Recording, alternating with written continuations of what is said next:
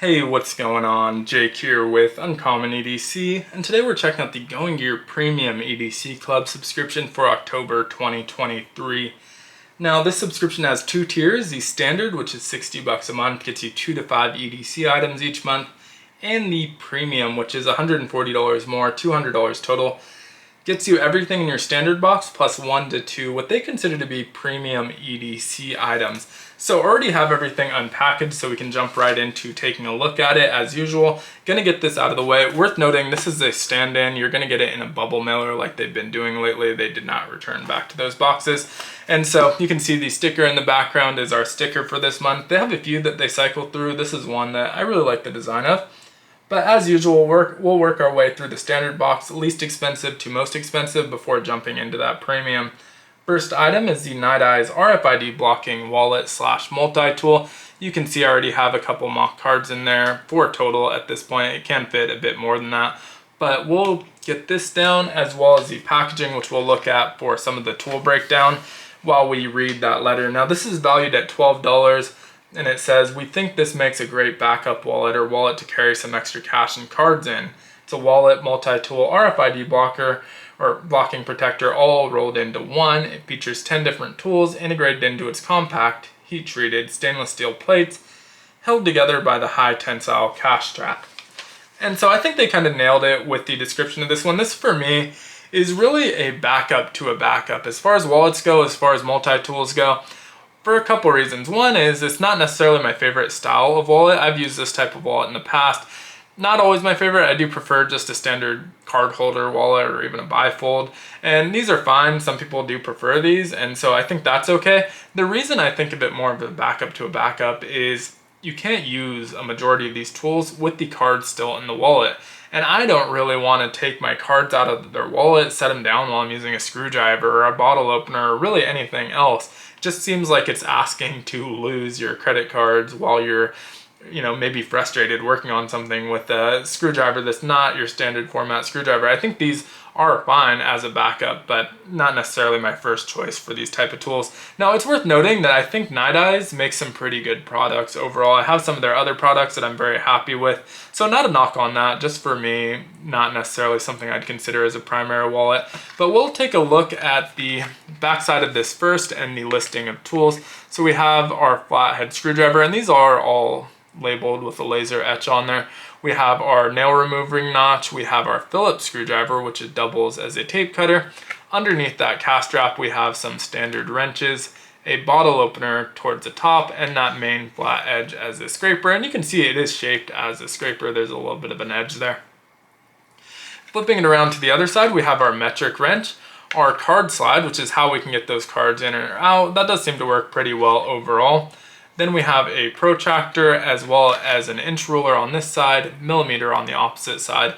And so, yeah, I'll probably give this a shot as a secondary wallet, something where I put like in my car with like my club cards, like Costco card, my Barnes & Noble's card, my coffee stamp where you get 10 stamps and you get a free coffee. Stuff that, I'm not gonna mind setting to the side while I use the tools on this. And so overall, I'm not mad at this. I think Nite Ize makes some good products. Some people like these type of wallets and might get some use out of it. But for me, not necessarily gonna be my primary wallet. Still not mad at seeing it in the box though.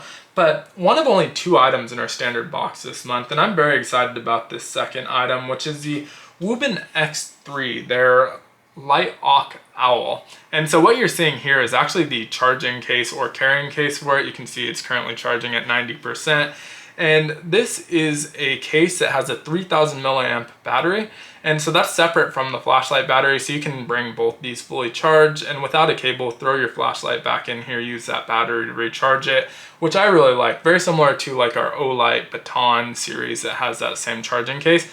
Now this one also has this cap which acts as a diffuser, and so you can use the light in that case as a diffuser, and it definitely does diffuse that light decently, and you have access to that top button, the readout, which again is showing our current battery level, and it just flips open. You can pull it right out of there and close it. And so really like that addition. Now, once it's out of the case, you can see why they call this the owl, light oak owl. And that's because it kind of looks like an owl in this format. But it also has a feature very similar to an owl. You can also see wireless charging. I believe that's only in the case. So don't know that this works with any other wireless charger. But as I was saying, feature similar to an owl, and that's that this head turns 180 degrees.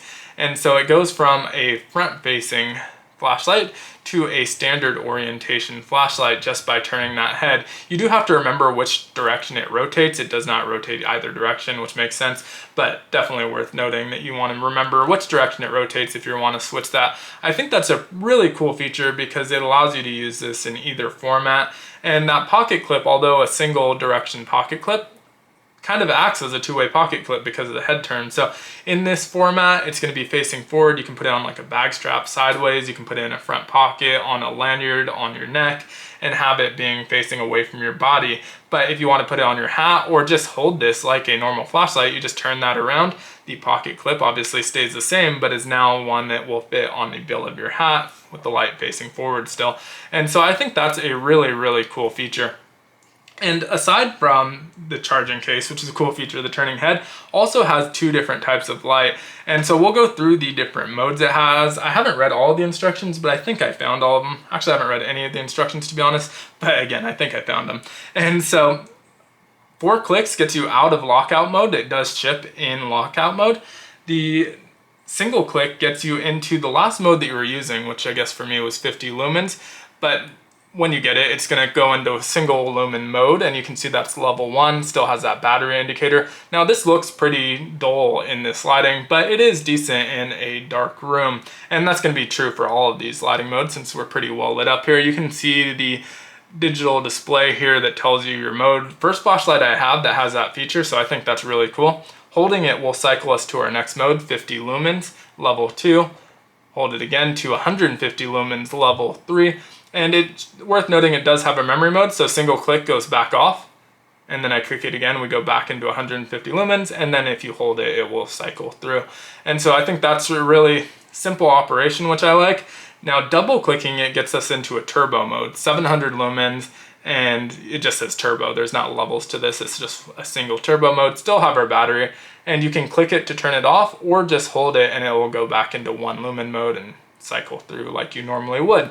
And so that's all pretty simple. Triple clicking gets us a strobe mode to prevent having to do a strobe warning or seizure warning. I'm just not going to do it at all. Everyone knows what strobe looks like.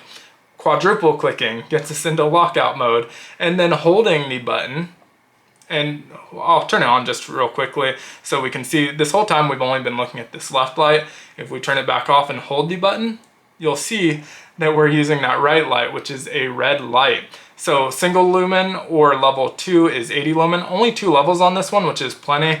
And red light is really nice because it preserves your night vision. So even this 80 lumen light, it will preserve your light or your night vision. For me, I use the 1 lumen mode or 5 lumen mode on flashlights quite a bit for exactly that reason. It's enough to see what you're looking for, but not gonna ruin your night vision.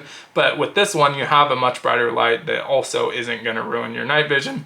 Either one of those can be used with that diffuser, and so inside the case, you can see it looks a significant bit dimmer in there, and so really just like this flashlight overall. Think it's a really cool flashlight, really cool package. Love the charging case, love that it rotates, love the 2 different light modes, and really a lot to like about it. Now, I think I skipped reading the letter. I'm not gonna read it all since I went through all of those details. Lasts up to 50 hours in that low mode and is listed at $110. So worth noting, with Going Gear, they always list the price that they actually sell the products for. So these aren't like the manufacturers giving them a price. This is what you're actually going to be able to buy it from on Going Gear. So pretty accurate pricing. And with that, we got $122 in our standard box, 200% of what we're paying.